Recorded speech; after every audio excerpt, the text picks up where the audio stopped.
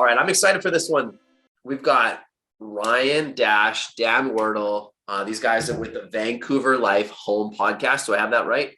Nope. Oh, close. 70% right. Okay. Introduce yourselves, guys. Ryan, take it away. Yeah. I'm Ryan Dash, and obviously my partner here, Dan Wordle, the Vancouver Life Real Estate Group and the Vancouver Life Real Estate Podcast, and YouTube channel and everything else. And yeah, I guess we're going to talk about why we're doing a podcast and the main sort of key points to take away from it.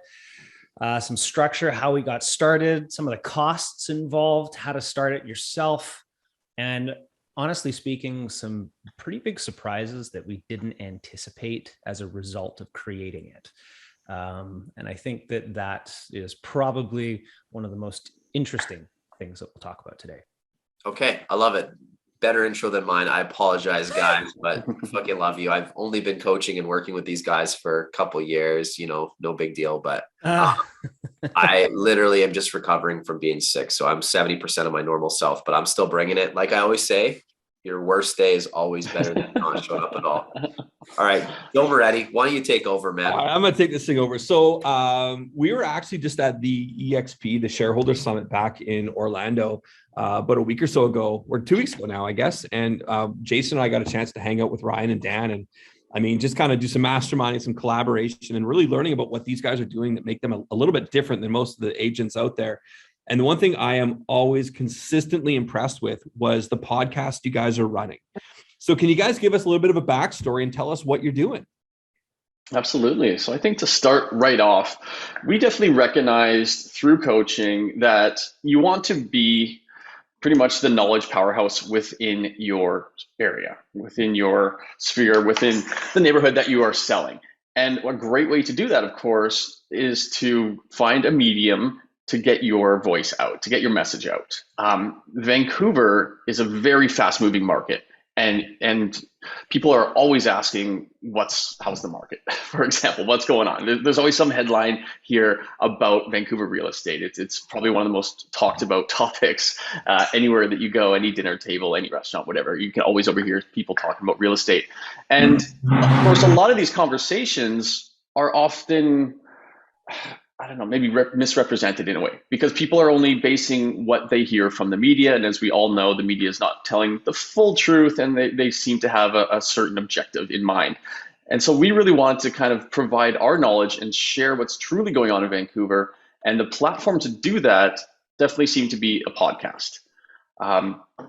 It was actually born out of the pandemic, because when things shut down here in April and May, instead of taking the foot off the gas pedal, we doubled down and said, okay, how can we capitalize on this time that we have, this gift of time that we've been given, because maybe we're not transacting this month, but we want to build our business. So it was actually born in about May of 2020 is when we launched the podcast. Gotcha. So talk us through some of those early episodes. What were some of the topics you covered in the beginning?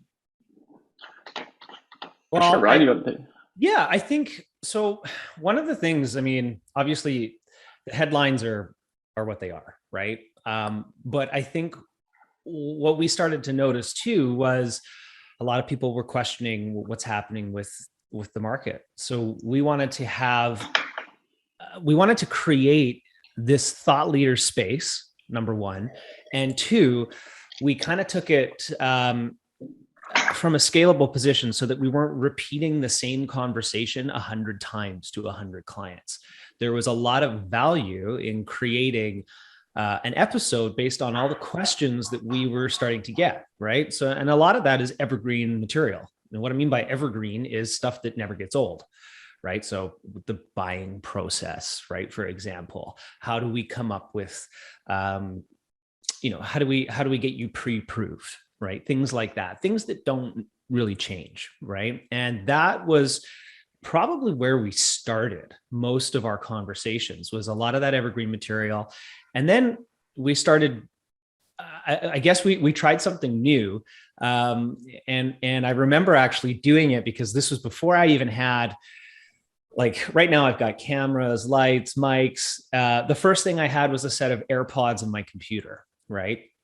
And I remember recording in one of my clients' open houses. After the open house was done, I went into her bedroom. She had a really nice, like, laid out desk. She told me I could use it, so I had consent and all that. And I remember she had a ring light, and I was like, "Oh, she's got a ring light in here." She happened to be a comedian, so we just happened to start doing wherever we could get.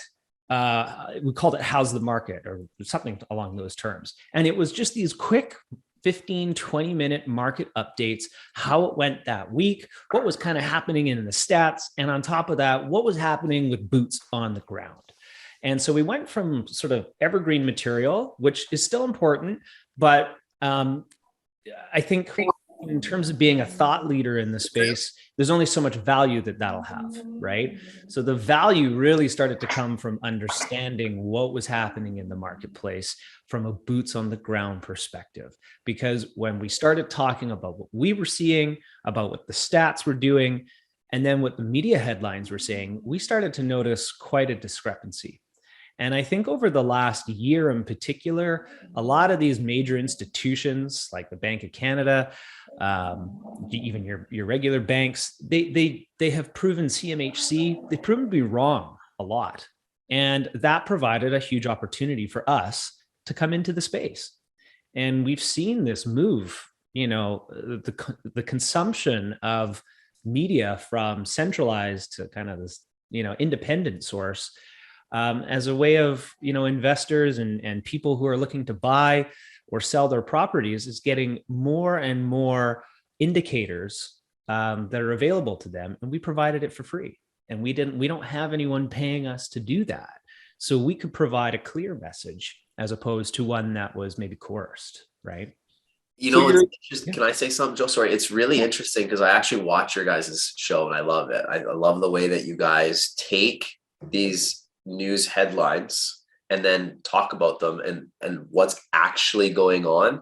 And it's very fascinating in case people didn't know, but like a lot of news is bought and paid for and has some agenda behind it to skew a message, to get people doing certain things. And so the worst thing that consumers can do is listen to these headlines and make major life decisions. And what we've been kind of telling people with, our war plan and stuff is like, you need to become the market authority news source for real estate in your market and give them the straight goods.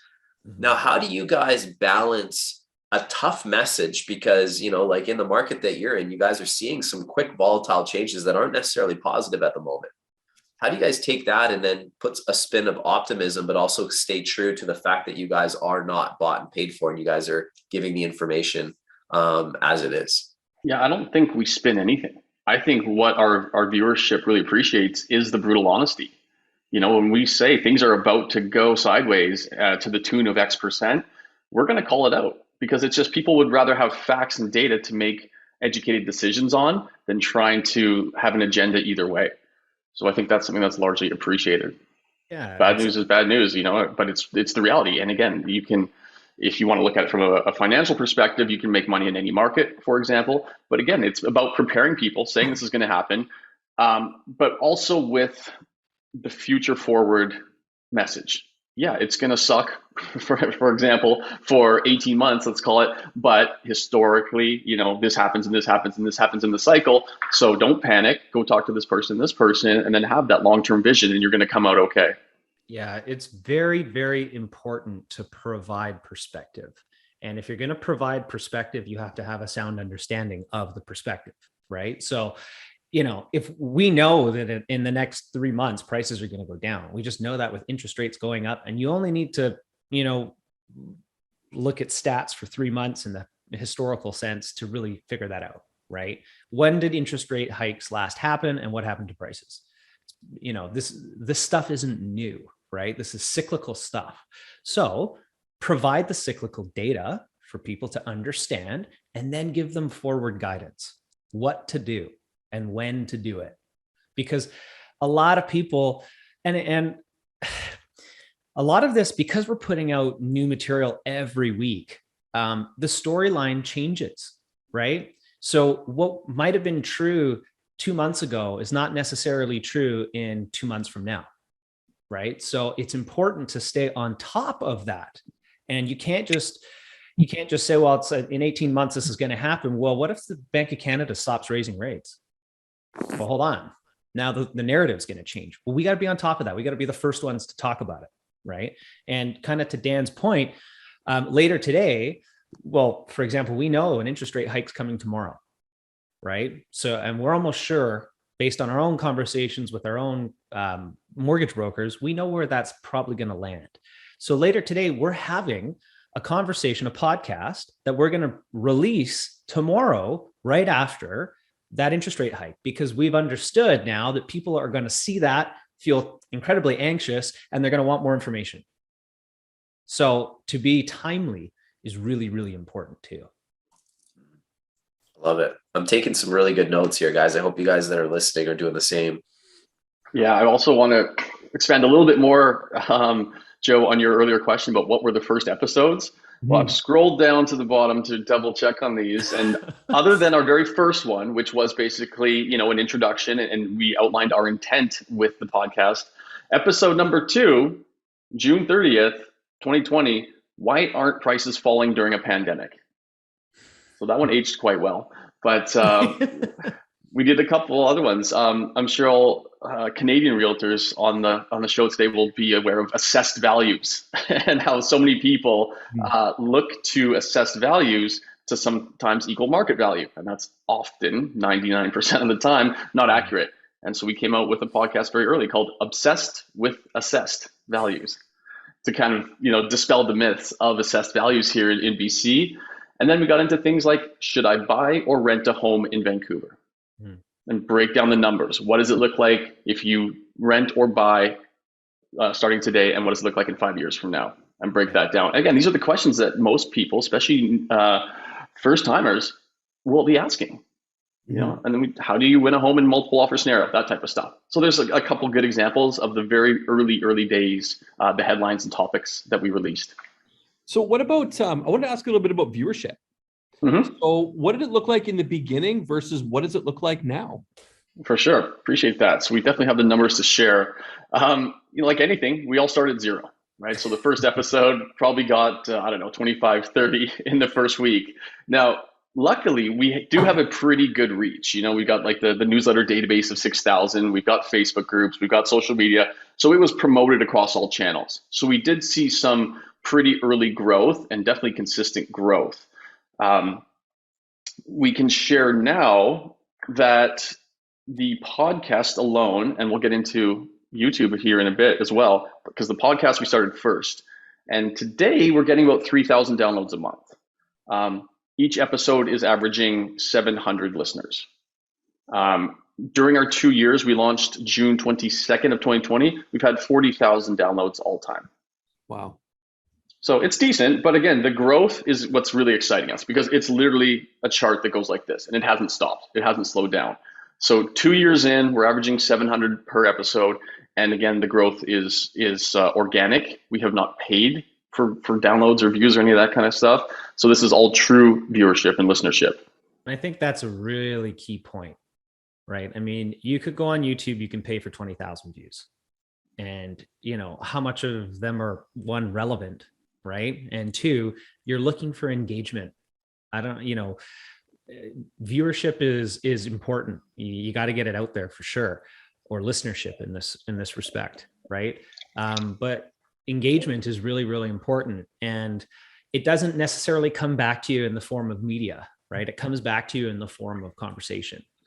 And that was one of the most unintended sort of consequences that I think that we recognized early on was, oh my God, we're putting out this content. People would call us, and then say, hey, well, what are your thoughts on this? And before we caught on to what was kind of happening, we recognized that the podcast was galvanizing us as authorities, and people were able to consume it on their own time. And that was a big part of it, right? They didn't have to show up at a certain time. It was just released at the same time and they could then consume it. And that was a big part of it. Guys, can I ask you something? Have you guys noticed an increase in the amount of people reaching out, wanting to talk real estate, opportunities for sales that you can attribute back to your efforts with your podcast and the consistency of it? Oh, absolutely. Yeah, this is, I think, one of the biggest happy surprises that have come from these channels is that, again, it was created with the initial intent of just providing value and being an authority in our space. And what it's turned into is we have a lot of regular viewers. And, we'll get into the YouTube numbers in a sec here, but what it's really doing now, it's basically pre-qualifying us to potential future clients. And so now we'll go for either a listing presentation or meet a new buyer. And they're just like, oh, I've been watching you guys for months. You clearly know what you're doing. I want to go look at this house, kind of thing. Like all the pre-qualification is done. Like listing presentations have gone from 90 minutes to 90 seconds. They're just like, where do we sign? It's been actually pretty phenomenal because, again, they've basically invited us into their home, into their minds, and now they know, like, and trust us because they've been watching us talk about real estate for 3, 6, 12 months, whatever it is.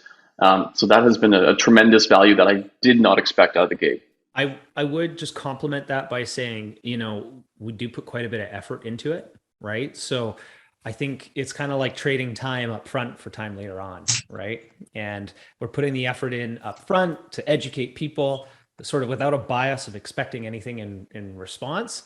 And then that work up front is translating to much faster sort of conversations on the back end.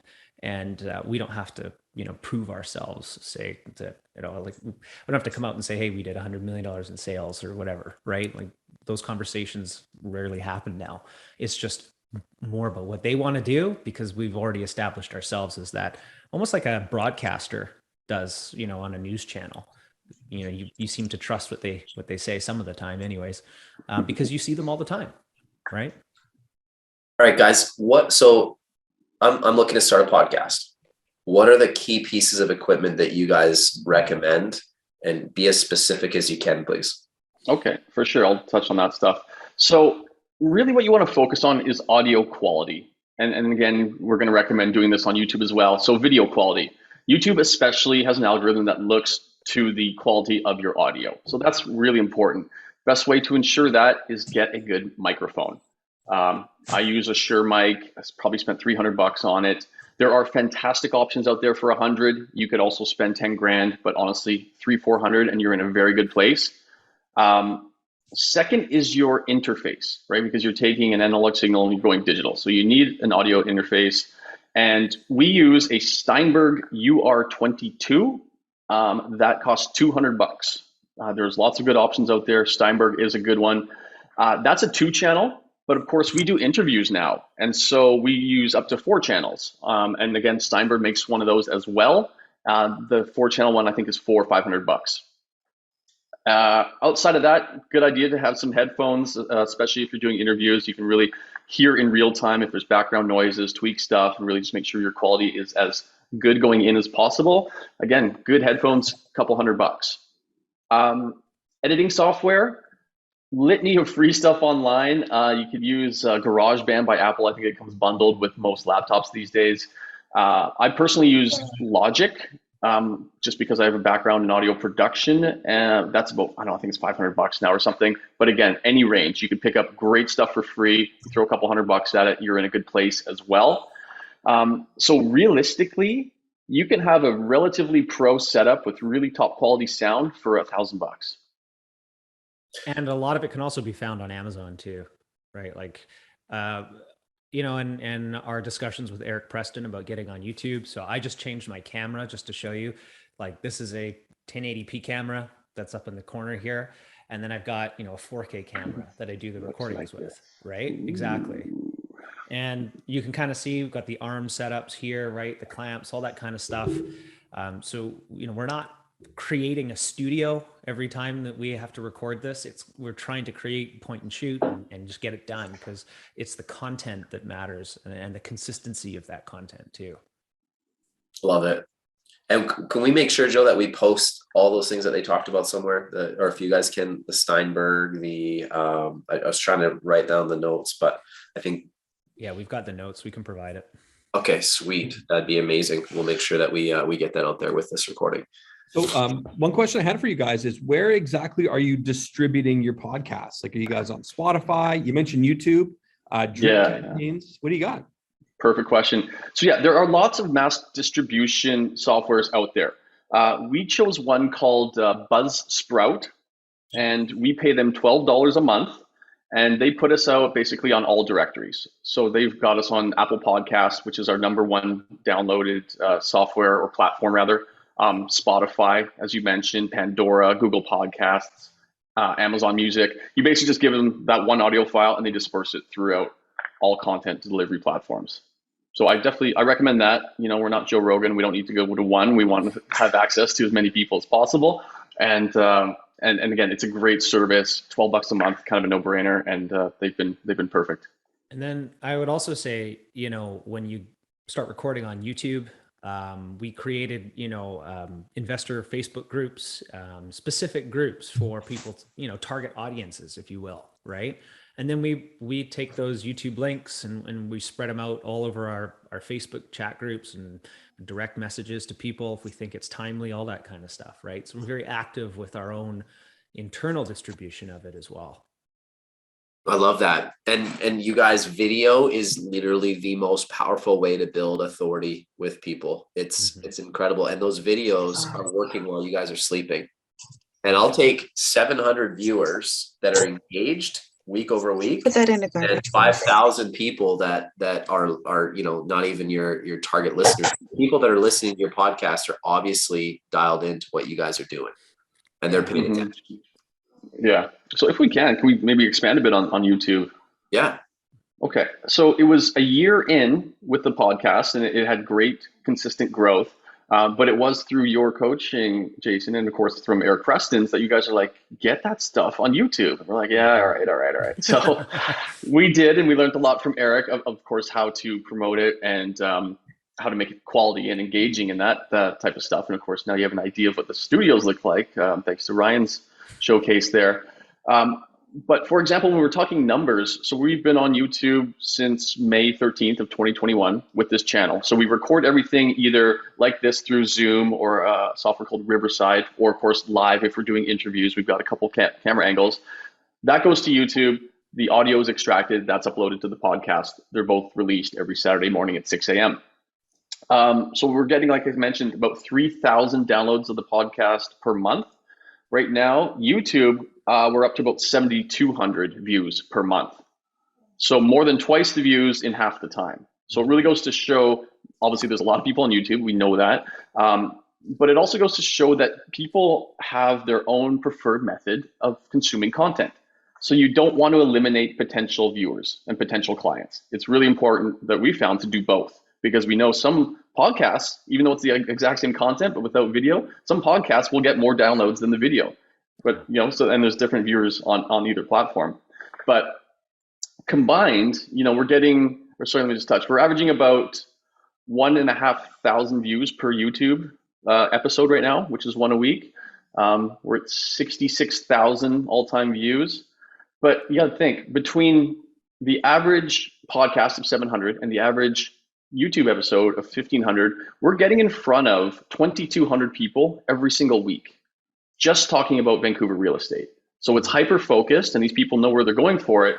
And it's kind of like, I don't want to say 2,200 listing presentations a week, but you get the idea. Like we're touching that many people. And I'll definitely compliment that by saying the amount of agents that love to watch it and then give us feedback has been pretty rewarding as well, because we find we're also educating some of our peers. So for some of the people that are looking at starting this, right? Like it looks like it's just looking at it like it's a big hill to go up.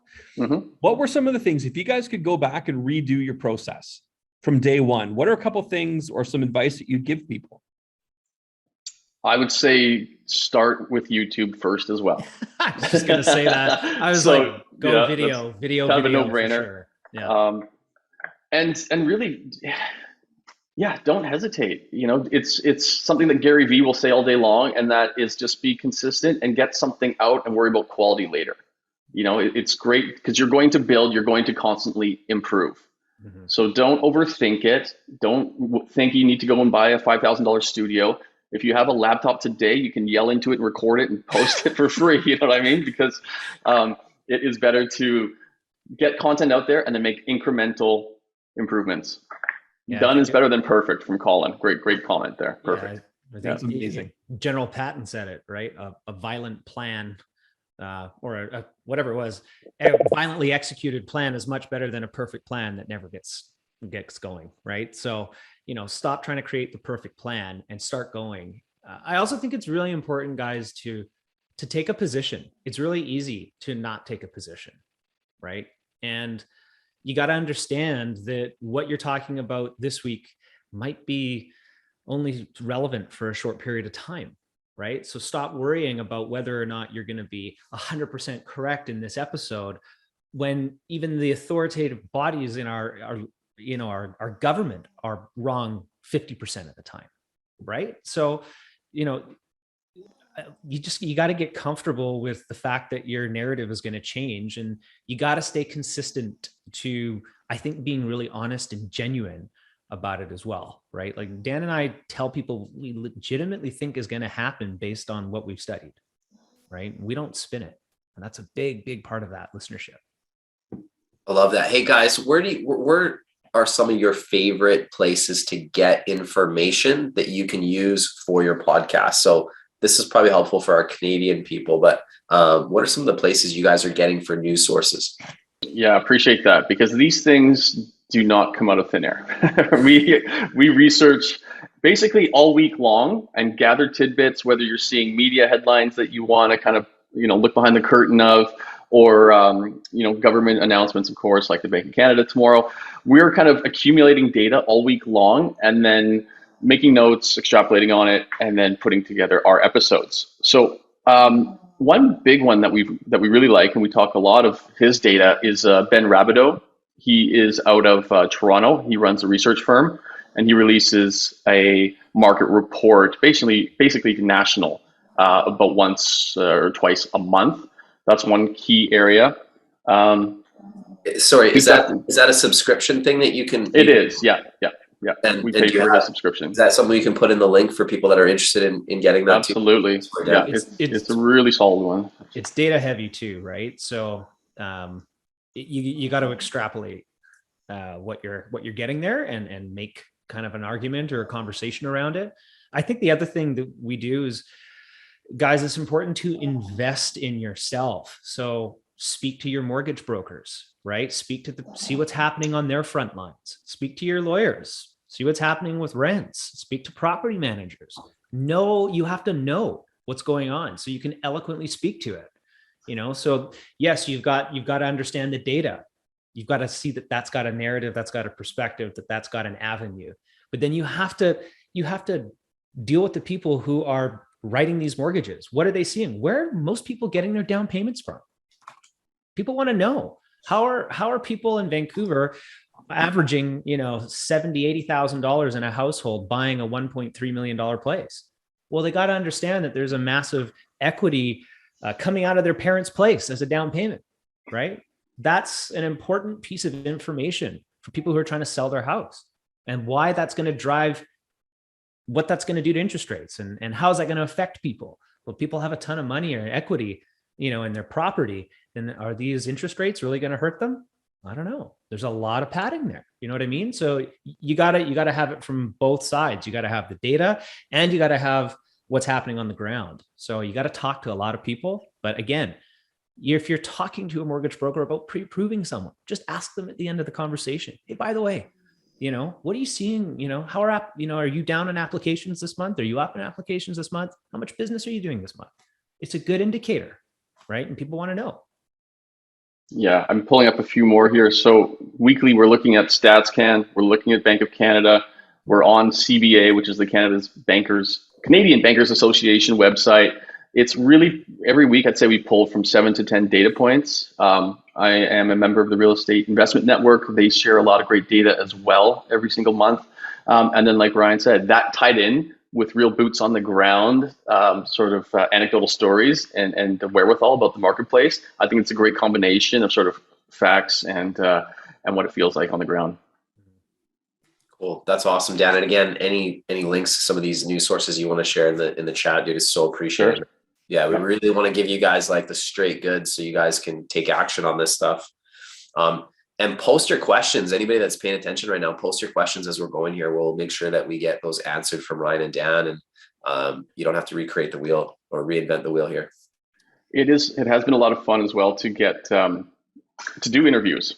Like if anybody here in Canada has heard of rew.ca, they're probably the number one or number two most used real estate platform for consumers. We have had the president of that company on a couple times to talk about real estate, of course. We work with the number one mortgage specialist for all of Bank of Montreal nationally. He's been on our show a couple times. That's the guy we're interviewing tonight about tomorrow's announcement. And it's grown to a point now as well, which was another unexpected surprise, that we're getting inbound requests. Hey, we love your show. Can so-and-so come on and speak with you guys? So you're going to start to see that kind of growth happen as well. Yeah. Love it. You guys, what you're doing is you're building leverage. And that leverage is going to be so crucial for you guys down the road. You have no idea, it's going to allow you guys a lot of options. And you guys are, again, becoming authorities in your marketplace for news. I just saw a comment come up here, how long are these episodes? And, we try and keep them really focused, right? So consistent, concise information, 20 to 30 minutes is, typical. If the news is big or complex, then maybe longer. If it's an interview with a developer, or like Dan said, the president of REW, those will go up to an hour. But again, we're extracting a lot of information in that, right? And people tend to stay on and watch longer as long as the content is valuable. So it's really about the quality of your content. Yeah, it's true. Yeah, most people consume in that 20 to 30 minute range consistently. But again, a riveting episode, it does seem to retain listenership and viewership for the vast majority of each episode. So who are some of the guests that you'd like to have on that you haven't had a chance to pull yet? We want to talk to some people at the city. We'd love to talk zoning, rezoning, building permits is a big one that we'd like to understand further. Definitely a couple politicians, perhaps, people that are in affordable housing space, and a lot of people that have made big claims, maybe someone from over at CMHC as well. Mm-hmm. Mm-hmm. Yeah. The people who are taking I'd love to have some people from news networks, like honestly, people who are putting out these headlines about, how terrifying things are getting. I'd love to have them on and explain your position a bit more.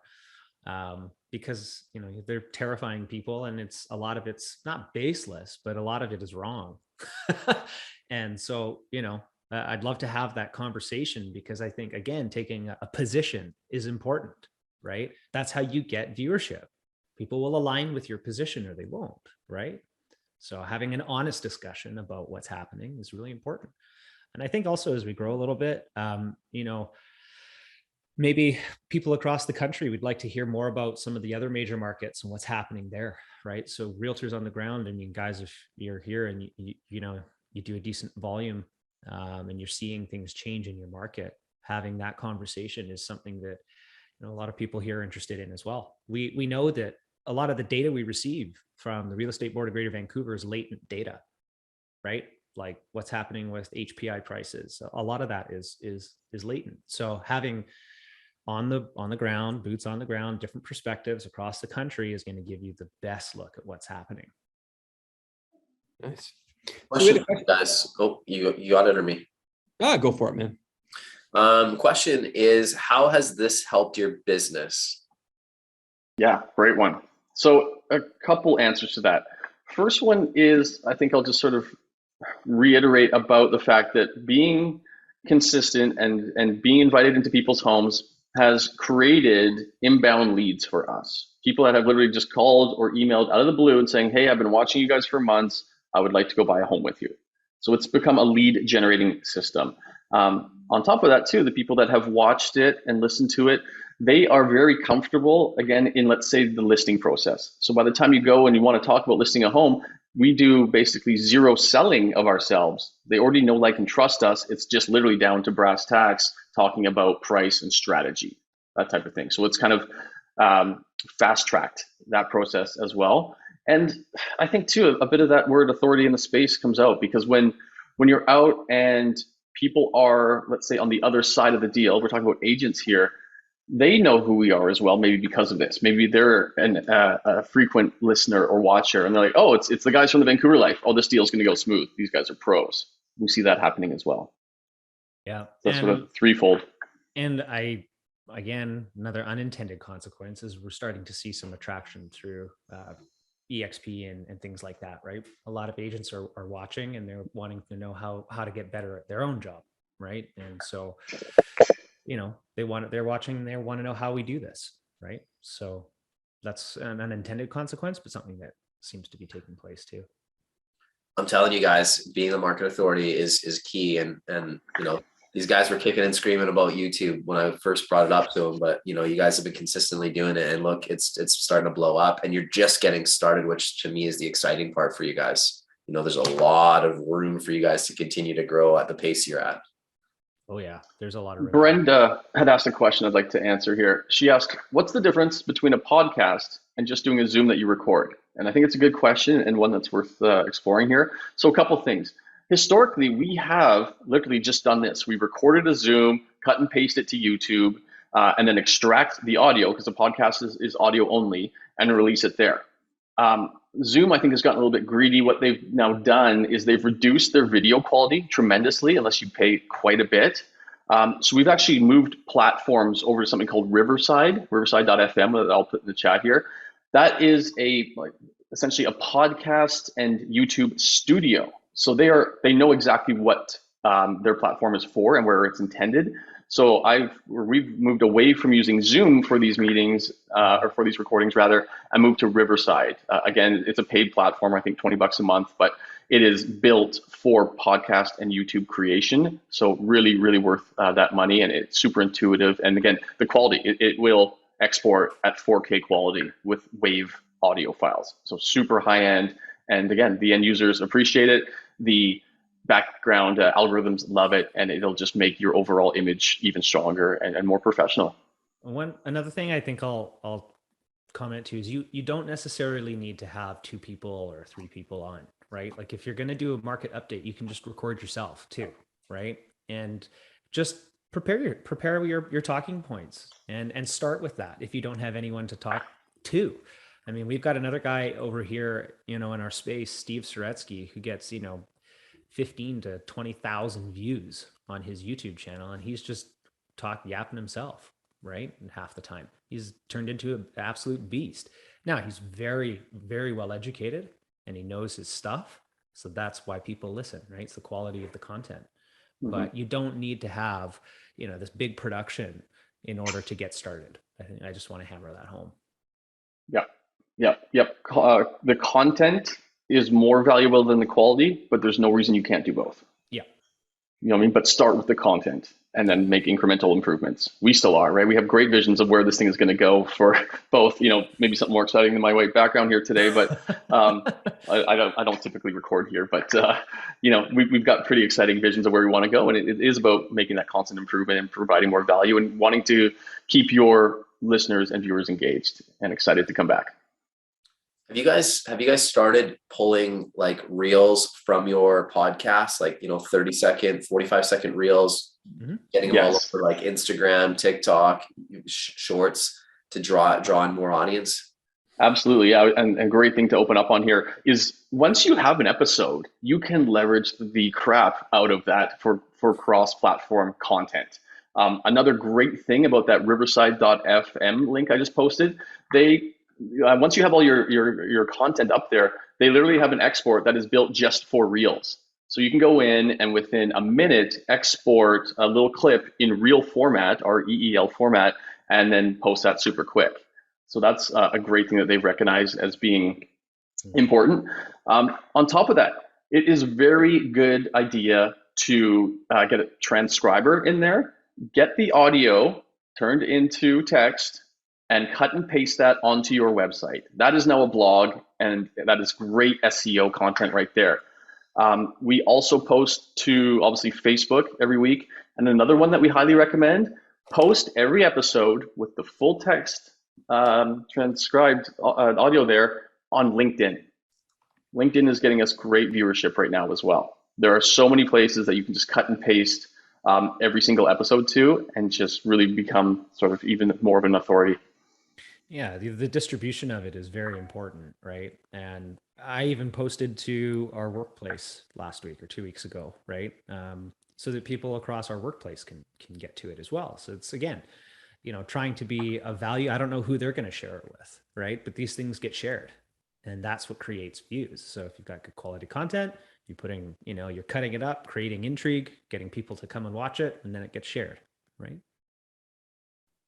Love it. So you guys, this has been so good. Like, I have like a full page of notes. Paige, who helps us with our social media, is messaging me. I'm messaging her. I'm like, oh my God, this is that we got to do this. So this is great. I got to tell you guys, I hope you guys are paying attention as well, that we're listening, because there's a lot of gold that you guys can take away. And the key thing I always say is implement, and don't focus on perfection. Focus on starting with something. Now, how do you guys keep each other accountable to making sure you get your content done every single week? What does that look like? It's in the calendar, and it's a non-negotiable. Yeah. Really, we've committed to each other, and we've committed to a time. So it's every Thursday. It's always at 11 a.m. and we are always there and ready.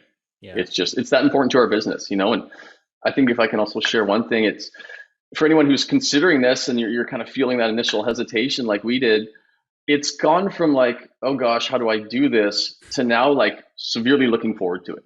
Yeah. Like sometimes I'll just get an email of some interesting news. I'm like, hell yeah, that's the topic this week. And, and just already start like the Google Doc that we share with each other each week as we build out what we're talking about that week in advance. So it's literally gone from hesitation to excitement. Yeah, we look forward to it. At the end of the day, it's a lot of fun too. We have a great partnership, so that really helps. We started our partnership by keeping each other accountable in our own businesses, right? So, moving that platform then onto a schedule. We do not take phone calls during that time. You can't get a hold of us, even, to the frustration of our own team. But it's important, because what we're doing is we're pipeline management at the end of the day. And that's the driver of your business, right? Yeah, if you are, let's say, a Tom Ferry fan or whoever, and you've got your hour of power, as he calls it, or Jason, you got your 10-10-10s. When you carve out X amount of time for your lead generation, it's no different. This is just as important. This will turn into lead gen for you. This will improve your business. This will make you an authority in your space. So give it the dedicated time it deserves. Yeah. If you're going to do it, just commit to it and do it weekly. It'll give you that competitive edge too when you're going in against other realtors, right? People can learn who you are before you show up. That's a rare opportunity, right? And then when they see that you've got, even if it's just 100 views, it's still 100 people. Think about a room full of 100 people, right? I mean, now we're talking about, 2,200 combined listeners every week. That's 10,000 people a month. Think about that in a room that we're getting across, right? And so they're going to, again, know, like, and trust. And I would say share is the next one, right?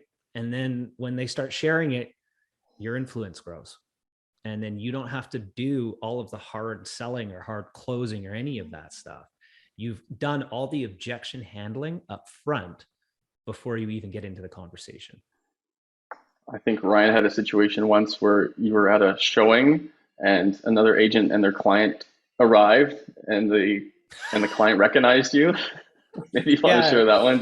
Yeah. We were when the market was like red hot, right? And everyone was competing. I was waiting for clients to show up at a showing, and I was standing on the porch in the rain, and this group was coming in before us, and their realtor was standing on the other side of I guess the deck there with me, and the people walked up and they came over to me first.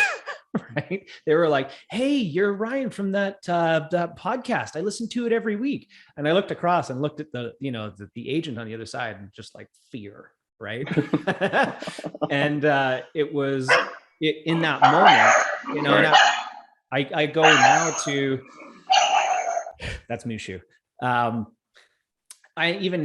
go to like the park with my kids, right? And people from my neighborhood will come up and recognize me from the YouTube channel or from the podcast, and they'll ask questions about the marketplace, right? I'm not necessarily thinking of selling right now, but I'm in their mind, right? You're omnipresent, and that's the goal, right? The goal isn't to sell you or buy after watching one episode.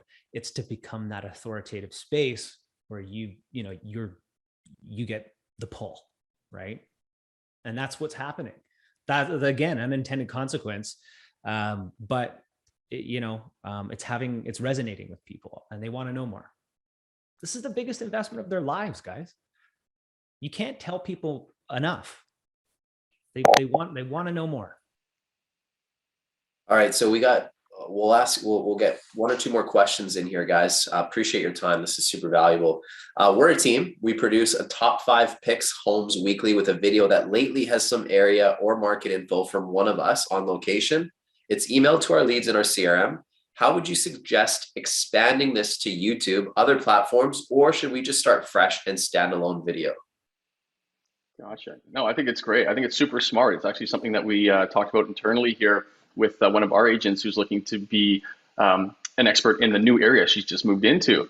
I actually really like it. And yes, definitely make that YouTube, because I mean, come on, you're talking about your top 5 homes. How great would it be to actually do your own version of a walkthrough for those? So you can get through that video in probably 5 to 8 minutes kind of thing. And it's definitely something that if somebody's looking in an area and they're like, hey, top 5 kvCORE or whichever neighborhood you're in, you're going to get to the top of that really quick. And they're entertaining. People like looking at nice homes, and top 5, better than looking at the bottom 5, I guess. But you get the idea. And I wouldn't suggest, creating a whole bunch more work for yourself. Again, we just talked about how you take these episodes, you cut, 15-second reels out of them and you share them, right? The same thing is you should be doing here. So, if you're doing these top 5 picks weekly, definitely combine it and put it on YouTube. But first, figure out how people are consuming on YouTube, right? Like, it's important to make a video that people want to consume. So, make sure you got your right thumbnails, make sure you got your right descriptions, and, be concise. Don't take 40 minutes to go through 5 homes, right? People don't have that kind of time. Neither do you. Yeah, when it comes to other platforms, a great one too to definitely do as a reel on Instagram, because they are pushing those incredibly. Something that we've discovered is you want to create those reels within the software, within Instagram, because we went and did some really nice high produced ones, cut and paste them in there, and they don't seem to push those as much. So you actually want to kind of recreate those, if you will, in real time, and then maybe push people at the very end with a link to your YouTube channel. Yeah, I can just comment. So do a teaser and then the link out. I've got at least one reel on my feed and one on Dan's. Dan did one that was like all of about, I don't know, Dan, 45 seconds, where you walked through one of our listings, and it's got like more than 12,000 views now. And it was just used on that platform. And then I did one where it was just the green screen function. And I just talked about how insane one of these sales were in our neighborhoods and how ridiculous it was. Took that position. And again, there's 7,000 views on it, right? They don't take long to do. So I like Jeff's question here. If it's not your listing, how would you speak to it? Or are you kind of only speaking to your own inventory? The end consumer, they ultimately don't care if it's your listing or not, right? It's the house that you're selling. It's the product that they want. So yeah, feel free. I mean, that's one of the great things. And I don't know if you are newer or experienced, but I know when I was new to the business, I would just leverage all the most beautiful looking homes that my brokerage has. And so, agents are often more than happy to say, yeah, of course, use my media. Here's the video link. Here's the actual photos, whatever it is.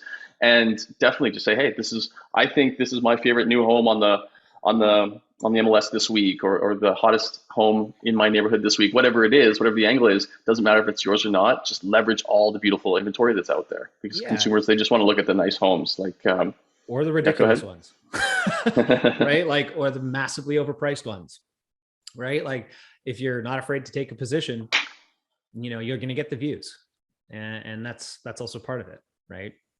I was waiting for Andrew to post and get permission from the listing agent. Yes, ask permission before you do that. Yep. Some people can get a little weird about it, so it's always a good idea. If you're if you're going to push it, although I will say, this particular reel that I put on my Instagram, and then I went to do a showing, and I ran into the agent who bought it, right? And he was like, "Oh, I saw your video about that buy in Mount Pleasant," and then literally as my client turned the corner, he was like, "I can't believe my clients paid that." And I was like, "Well, I was not expecting that, right? I was expecting to have to defend myself." And before I knew it, he was like, "That was ridiculous, but they would have spent $3 million on it." And I was like, "Well, that's crazy." And then, I've got a new friend in the marketplace. And that was unintended, right? You don't really know what some of the results are going to be from this, but they're more often good than they are bad. If you have ever heard of or take the time to look up Eric Conover from New York, he does just that. He goes into the most high-end luxury listings with permission. Most of them, I think, are Ryan Serhant's, but he basically just does video tours. And he's literally created a channel now where he gets 5-6 million views per episode. And again, this is backing off of other people's listings, but he's making them look good. He's showcasing them in a way that people want to consume. So again, perfect example of how you can build a channel and look like the professional without even having a listing. Love it. There's so many ways just to showcase good content. And you're creating a relationship, and you're creating value, and you're becoming a thought leader in the space all at the same time. All of that out of virtually thin air, right? Guys, I freaking appreciate you so much. This is what our whole collaborative movement group's about. Like Joe and I last night were like, "Hey, we want to learn about podcasts. Let's make that our episode tomorrow." You guys were like, "That's our thing. Let's go." And here they are today. And the value that you guys just spat out to our mastermind group is incredible. And you guys, this is what this whole collaborative movement's about. You guys want to learn about something and you want to hear from pros that are excelling, we'll bring them and we'll get the information to you. So this is all about high level masterminding and helping each other level up, because where we might be weak, you guys might be strong, and vice versa. And we help each other, right? We've helped you guys are helping us. It's a nice value exchange that works incredibly well. So can't thank you guys enough for the amazing contribution today. And Joe, I'll give you the final word. Yeah, so I posted the Spotify link in there for the Vancouver Life Real Estate Podcast. Please check it out. Show these guys some love. Again, just at this point, Jason, I guess we can say two close friends of ours, just really great guys, ton of knowledge. You don't need to recreate the wheel. Just go out there, see what these guys are doing, replicate something in your marketplace, and just massive action. Don't sit on your thumbs on this one. Like, just do something, right? Perfection is the enemy of good enough. Be good enough to get your information out in a way that your audience can digest. Have an amazing day, guys. Thank you so much for watching. If you really found this valuable, smash the like button below, subscribe to our YouTube page, and then look for more amazing content.